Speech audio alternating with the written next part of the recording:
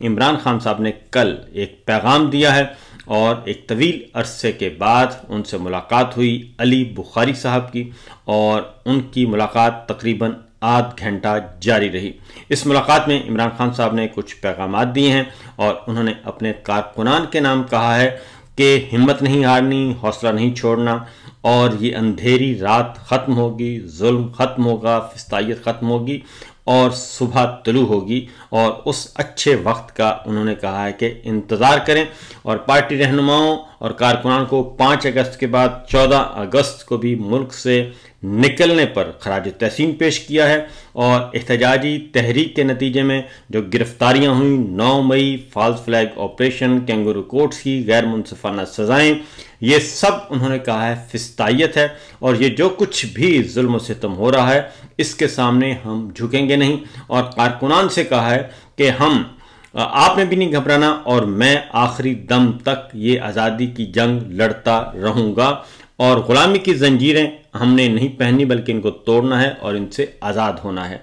फिर एक और बात उन्होंने की है कि क़ैद तन्हाई दोबारा से नाफिज कर दी गई है, उन पे मेंटल टॉर्चर किया जा रहा है, अहले खाना और वकला से मुलाकातें बंद कर दी गई हैं, बैरूनी दुनिया से और हालात हाज़रा से बेखबर रखने के लिए अखबार, रेडियो, टीवी की सहूलत वापस ले ली गई है, और गैर इंसानी सलूक किया जा रहा है। बुशरा बीबी के साथ भी गैर इंसानी सलूक किया जा रहा है, और बुशरा बीबी और इमरान खान साहब की मुलाकात नहीं करवाने दी जा रही। और इसके साथ साथ उन्होंने कहा है कि कई दर्जन किताबों में से गुज़श्ता 2 माह से सिर्फ 4 किताबें फ्राहम की गई हैं, और बाकी जो मेरे घर से किताबें आई हैं वो सब की सब जेलर ने अपने पास रखी हुई हैं, और मेरा बुनियादी हक़ है, मुझे सेहत की सहूलत मुयस्सर नहीं है, मेरा तिब्बी मुआयना जो है ज़ाती डॉक्टरों से वो ड्यू है, वो नहीं करवाया जा रहा, मेरी बच्चों से फ़ोन पे बात नहीं करवाई जा रही, ये सब कुछ हो रहा है। और उन्होंने कहा कि ये सब कुछ इसलिए हो रहा है कि मुझे तोड़ा जा सके, लेकिन मैं वाज़ेह तौर पर बता देना चाहता हूँ, ना ही मैं ज़िंदगी और मौत का मेरा मसला है, ज़िंदगी और मौत अल्लाह के इख्तियार में है, आसिम मुनीर साहब के पास नहीं है इसका इख्तियार। इसलिए उन्होंने कहा कि मैं अपनी बात पर कायम हूँ, असूलों पर समझौता नहीं होगा। मुल्क में तूफ़ानी बारिशों, सैलाबी सूरत हाल और कीमती इंसानी जानों का ज़िया उन्होंने कहा इंतहाई अफसोसनाक है, और इस मुश्किल वक्त में तमाम कौम को बढ़ चढ़ कर रेस्क्यू एंड रिलीफ का हिस्सा बनना चाहिए।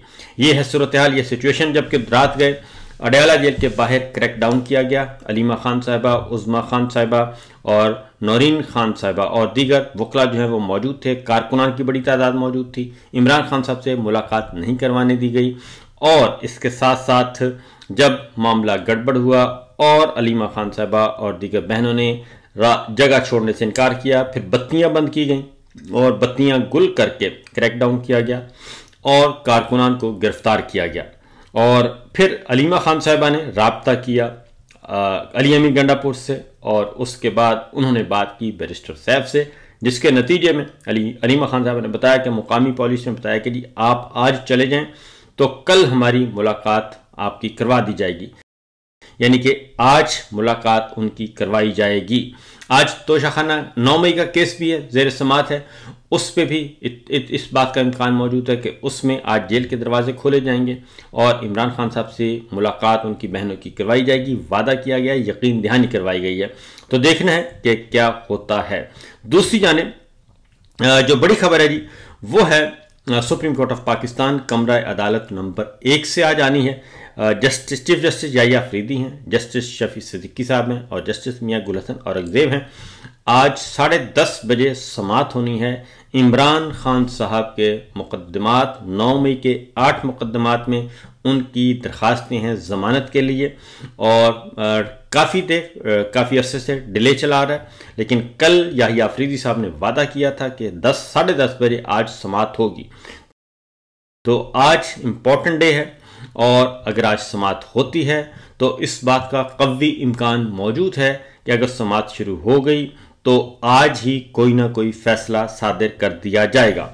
और दूसरी जानिब तोशाखाना केस की समाअत भी उसको सस्पेंड किया हुआ है, बवजू बताया नहीं जा रहा लेकिन सस्पेंड किया हुआ है, और मामलात जो हैं वो रुके हुए हैं। एक तरफ तो ये सिचुएशन चल रही है, दूसरी जानिब जो मामलात हैं वो मज़ीद ख़राब से ख़राब तर होते जा रहे हैं। ख़ास तौर पे जनरल आसिम मुनीर साहब ने जो एक किया था जी, ब्रसल्स का विज़िट किया और ब्रसल्स में जो तकरीर की, उसके बाद फिर सोहेल वड़ैच साहब ने वो सारा किस्सा बयान किया, तो उससे मसाइल काफ़ी ख़राब हो चुके हैं। और उसमें जो आर्मी चीफ ने जो मिसालें दी हैं इस ख़ास तौर पे इब्लीस की, फरिश्तों की और शैतान की, ये सारी जो मिसालें दी हैं उसकी वजह से काफ़ी तनाज़ा खड़ा हो गया है। और मुफ्ती जव्वार साहब आए हैं, कारी जव्वार साहब आए हैं और उन्होंने वाज़ेह तौर पर बात की है। कारी जव्वार बहादुर हैं, उन्होंने कहा कि अब अगर कोई बंदा खुदा बनना चाहे कि जो मुझसे माफ़ी मांग ले वो बरी, जो मुझसे माफ़ी मांग ले वो फरिश्ता, जो मुझसे माफ़ी मांग ले वो नेक, और जो मुझसे माफ़ी ना मांगे वो शैतान, तो ये मेरे रब को पसंद नहीं है। क्योंकि बाकी सारी चीज़ों की माफ़ी हो जाती है, तकब्बुर की कोई माफ़ी नहीं होती। जो जेलें काट रहे हैं इन्हें कौम हीरो समझ रही है और आप उन्हें शैतान करार दे रहे हैं। ये कारी जव्वार बहादुर ने जनरल आसिम मुनीर साहब से ये सवाल उठाया और उन्होंने कहा कि ऐसे मामलात नहीं चलते और ये तकब्बुर के अलावा और कुछ नहीं है। दूसरी जानिब इमरान खान साहब को, पहले इमरान खान साहब को कत्ल की धमकी दी गई कि उनको जुल्फ़िकार अली भुट्टो की तरह फांसी दे दी जाएगी या कुछ और हो सकता है।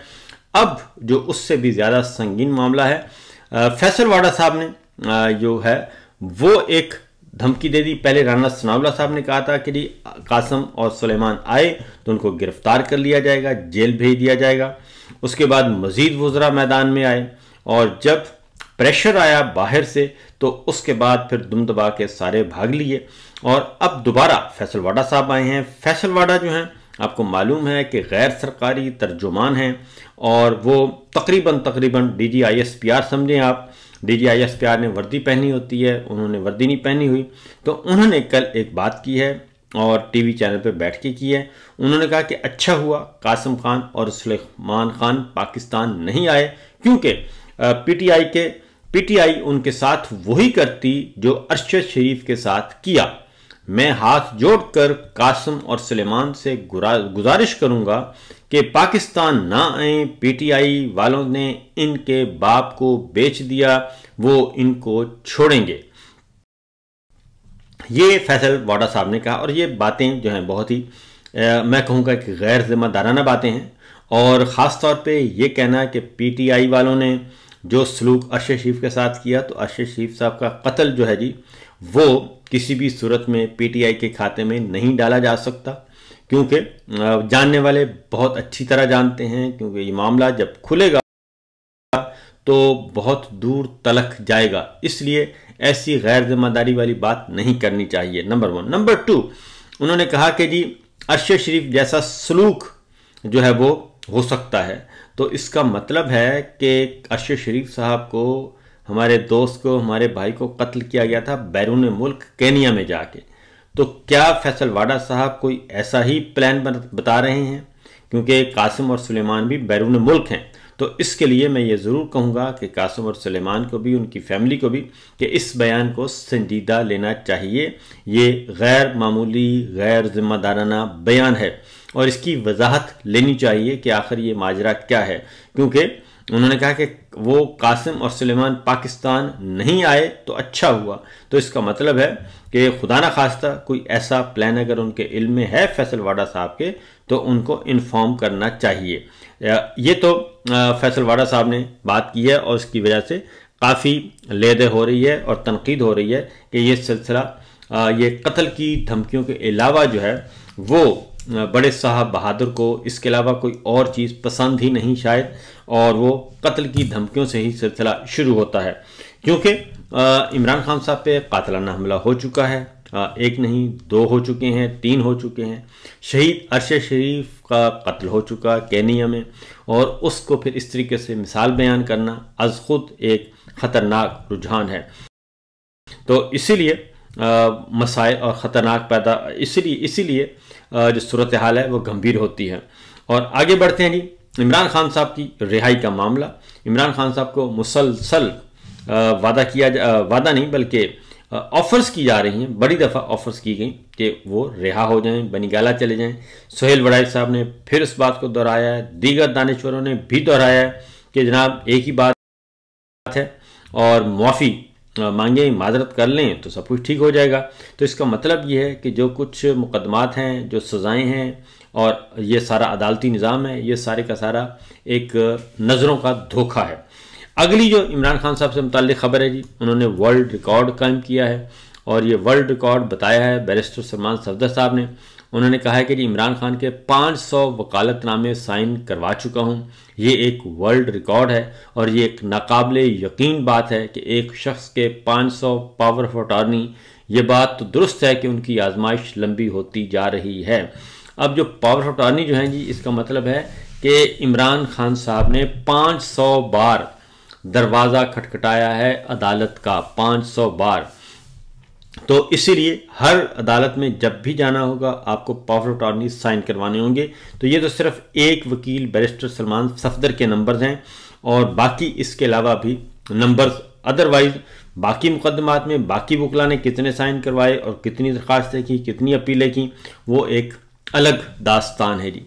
तो ये तो हो गया इमरान खान साहब से मुताल्लिक मामलात। और एक और ख़बर हम आपके साथ शेयर करेंगे जी, और वो है मरियम साहिबा जो हैं वो जापान में जो कुछ गुल खिलाए जा रहे हैं वो पूरी दुनिया में बल्कि जापान में भी और हर जगह एक तमाशा बना हुआ है।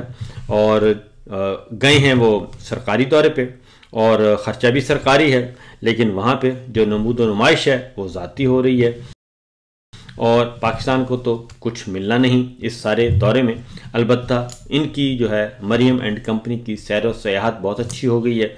और इसके साथ साथ जबकि एक और ख़बर है, सुप्रीम कोर्ट ने साबिक जजिस के जनाजों और तदफीन के लिए नई हिदायत जारी की हैं और याहिया अफरीदी साहब के हुक्म से ये सर्कुलर जारी किया गया है कि साबिक जजिस के जनाजे या कोई भी हाजिर सर्विस, कोई भी डेथ होती है तो अदालत जनाजे में अदालत की नुमाइंदगी के लिए फोकल पर्सन मुकर्रर होगा। तदफीन के मौके पे चीफ जस्टिस और मुअज़्ज़िज़ जजेस की जानिब से फूलों की चादर चढ़ाई जाएगी और ये फोकल पर्सन रखेंगे और साबिक जज की मैयत के लिए तदफीन, कब्र और ट्रांसपोर्ट के हवाले से फोकल पर्सन जो है वो मदद फराहम करेगा।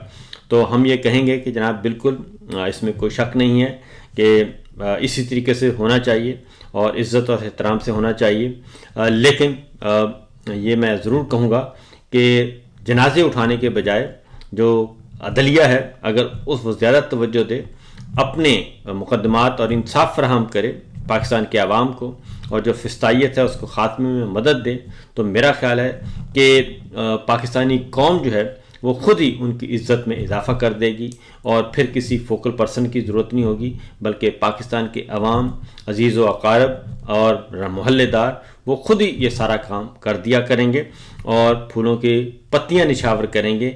और होती हैं जो जज इंसाफ करते हुए इस दुनिया से जाते हैं उनकी बहुत ज़्यादा इज़्ज़त होती है और जो इंसाफ का कत्ल करते हैं उनकी इज़्ज़त नहीं होती। उसके लिए खा आप सरकारी प्रोटोकॉल दे दें, सरकारी जो है वो सब कुछ करना शुरू कर दें, तो हकीकत यही है कि अमल से ज़िंदगी बनती है। जजिस का काम है इंसाफ फराहम करना। अगर आप इंसाफ फराहम करेंगे तो आपको बहुत इज़्ज़त मिलेगी, अगर इंसाफ फराहम नहीं करेंगे तो फिर आप सरकारी प्रोटोकॉल ले लें और हिदायत जारी कर दें, सर्कुलर जारी कर दें, फिर कुछ भी नहीं होगा।